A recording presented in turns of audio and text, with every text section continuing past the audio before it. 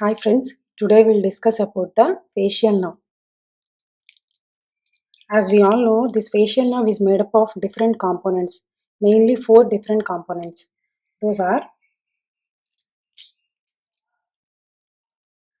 at the lower border of the pons. First, this is the proper facial nuclei. Okay, this is the proper facial nuclei, nothing but branchiomotor nuclei. The nerve fibers coming from this branchiomotor nuclei will supplies to the muscles of facial expression. These muscles of facial expression, they are derived from the second branchial arch. So all those muscles are supplied by the this facial proper nuclei, nothing but branchiomotor nuclei.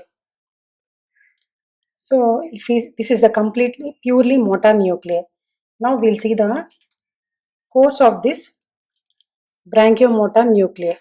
Usually all the motor nuclei from the central nervous system, they'll come forwards. But there is an exception in the facial nerve nuclei. The nerve fibers coming from this branchiomotor nuclei, the first fibers goes backwards. Here the fibers goes backwards. All these fibers goes backwards. The fibers goes backwards. After going backwards, and then it winds around here. There is the sixth nerve. There is a sixth nerve here. It winds around the sixth nerve, and then it comes forwards and it leaves towards the pontomedullary junction. Okay, so by winding here, it produces small depression known as the facial colliculus, a small indentation towards the floor of the fourth ventricle. By the winding of this facial nerve fibers of facial nerve fibers coming from the facial nuclei, due to their winding, it produces some indentation deep to the floor of the ventricle. That is called as a facial colliculus. After winding around the sixth nuclei, it comes forwards and leaves towards the between pons. This is the midbrain, pons, and medulla oblongata. It leaves between the pontomedullary junction. This is the cerebellum. Okay. So, and then we call it as, if we see here from the anterior aspect, this is the midbrain, and this is the pons, and this is the medulla oblongata. See here, usually the at middle sixth nerve fibers will arise. This is the seventh nerve and this is the eighth nerve. Here seventh, eighth. Seventh and eighth nerve are more lateral in position. On either side we'll see the cerebellum. So we can say this facial nerve will arises between the pontomedullary junction. We can say like that also. The seventh and eighth nerve fibers are more lateral in position. So we can say these nerve fibers arising at the pontomedullary junction or pontocerebellar junction.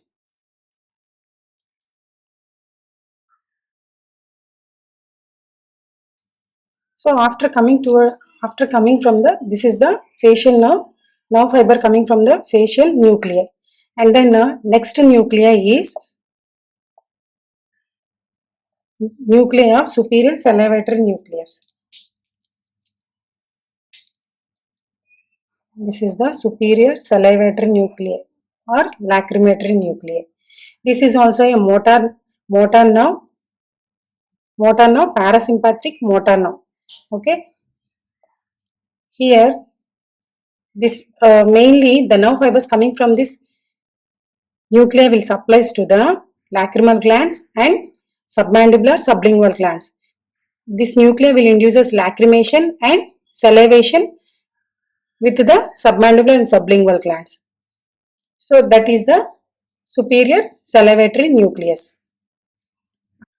Next nuclei is nucleus of tractus solitarius. This one. This is the nucleus tractus solitarius. Mainly this nuclei is responsible for taste sensations carrying from the anterior two-third of the tongue. Okay. This nuclei is responsible for the taste sensations of anterior two-third of the tongue, and it is completely sensory nerve. These two are motor. First one is a branchiomotor, and next one is a superior salivatory nucleus. This nucleus is the nucleus of tractus solitarius. Another sensory branch is there, another sensory nuclei is there.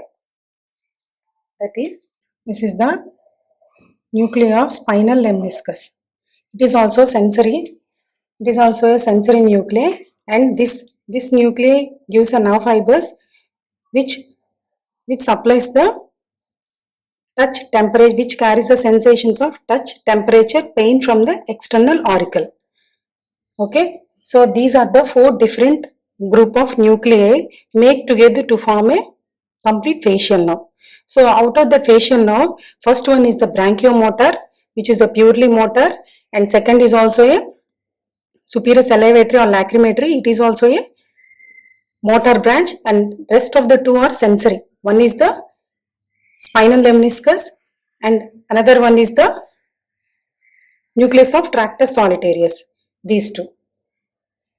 So these four nuclei, the branches will come from the nerve fibers will come from the four different nuclei, make together final facial nerve. So first, here what happens means the nerve fibers coming from these three nuclei, and this is the nuclei coming from the branchiomotor, and this is the nerve fiber coming from the branchiomotor. Here the nerve fibers, for these four different nerve fibers, they are divided into two sets.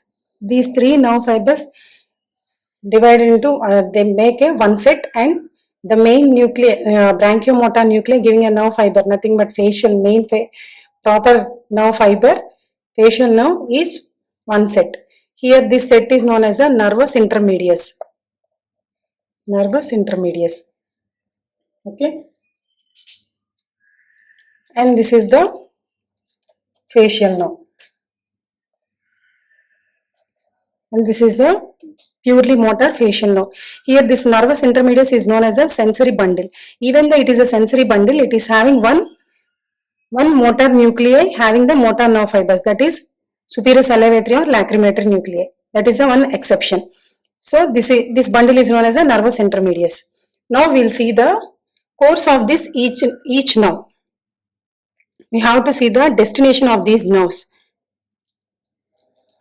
First we will see the facial nerve. If you see the facial nerve,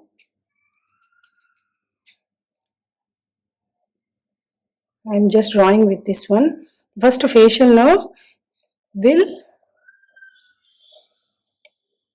here this is the anterior cranial fossa, this is the middle cranial fossa, and this is the posterior cranial fossa. Okay, and this is the orbit, and this is the maxilla, and this is the pterygopalatine fossa. This is the tongue, and this is the middle ear cavity. Okay, so first before going to this, I want to show you middle ear. So if we see in this is the middle ear. For example, think this is the middle ear. It is in a cube shape.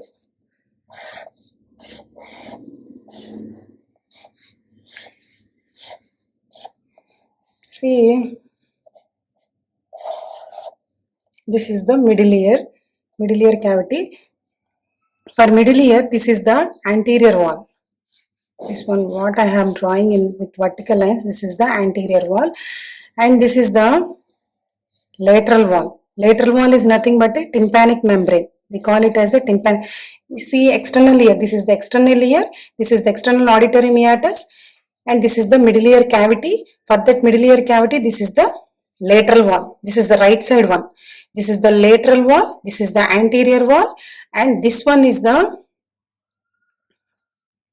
medial wall, and this is the posterior wall, this one. This is the posterior wall, that is the medial wall. This is the anterior wall. This is the lateral wall, nothing but a tympanic membrane, and downwards we'll see the floor. Okay, so this is the middle ear cavity. See here, I just drawn for you to understand. I'll tell you. This is the middle ear cavity. This is the, I just removed this lateral wall. This is the, what you are seeing is, this is the medial wall, and this is the half part of anterior wall. I just removed the half of the anterior wall and complete lateral wall, a tympanic membrane, I just removed it. So after that we'll seeing a interior of the middle ear cavity. So this is the medial wall, and this is the posterior wall, and this is the floor, and this is the anterior wall. So this is the middle ear cavity. Now we'll see the course of this facial now. This branchiomotor now. So after winding the sixth nerve, it enters through the pontocerebellar junction outside, and it by piercing the posterior cranial fossa, nothing but petrous part of temporal bone, it enters into the internal acoustic meatus, nothing but internal acoustic meatus, and then it enters into the this one. This is the medial wall of the middle ear cavity. So it passes into the anterior superior. At the anterior superior junction, it leaves. It enters into the middle ear cavity. Okay, it enters into the middle ear cavity, and then it enters into the. This is the bony part, nothing but a facial canal. We call this violet colored. This tube is nothing but a facial canal. It enters into the bony facial canal. Here. At the anterior, this is the lateral wall. Sorry, this is the medial wall. By passing into the internal acoustic meatus, it enters into the middle ear cavity at the anterosuperior junction, and it passes backwards in the anterosuperior part of middle ear, medial wall of middle ear, and then it enters into the posterior wall. After entering into the posterior wall, it passes downwards in that facial canal. This violet colored tube is the facial canal. It passes downwards, and then by piercing the floor, it leaves through this foramen, a foramen called stylomastoid foramen. Look here. This is here there will be the styloid process, and this is the mastoid process. Between these two, there will be the opening of stylomastoid foramen. Here it gives a branch. First branch, if you see, now we'll see the branches of this facial now. First branch is the, look here, stapedius muscle.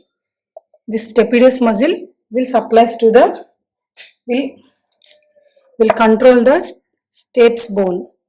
This is the stapes bone, which avoid the vibrating of stapes bone. The stapedius muscle function is to avoid the vibrations of the stapes bone. Okay, so that is one of the branch. So for that is the first branch, stapedius muscle, and then after leaving the stylomastoid foramen, it gives first branch, that is the posterior auricular branch, and next one is posterior belly of digastric, and another one is stylohyoid muscle. For stylohyoid, posterior belly of digastric, and posterior auricular. And then after coming towards the anterior direction, it enters into the parotid gland. It enters into the substance of the parotid gland, and then it divides into 5 terminal branches. That is temporal branch, this one temporal branch, and this is the zygomatic branch, and this is the buccal branch. Temporal, zygomatic, buccal. It divides into upper buccal, lower buccal, and this is the marginal mandibular, and this is the cervical. These are the 5 terminal branches. So this is the course of facial now. So it enters into the petrous part of temporal bone by piercing. It enters into the internal auditory meatus, and then it enters into the anterosuperior part of medial wall of middle ear cavity, and then it enters into the facial canal. Here it bends. So it called there will be the geniculate ganglion at this point, At that geniculate point, it enters into the geniculate ganglion, and there it shows a bending, and then it enters into this anterosuperior part of the medial wall, which is having the facial canal. In that facial canal, it passes and it reaches the posterior wall in that facial canal, and then here it goes backwards, and then posterior canal it passes downwards. At the middle of the posterior wall, it gives a branch, first branch known as the stapedius muscle, and then it passes by piercing the floor. It gives a terminal branches. One is the posterior auricular, stylohyoid, posterior belly of digastric, and these are the terminal branches from the parotid gland. Okay, this is the branchiomotor nerve, nothing but complete motor nerve, one of the branch of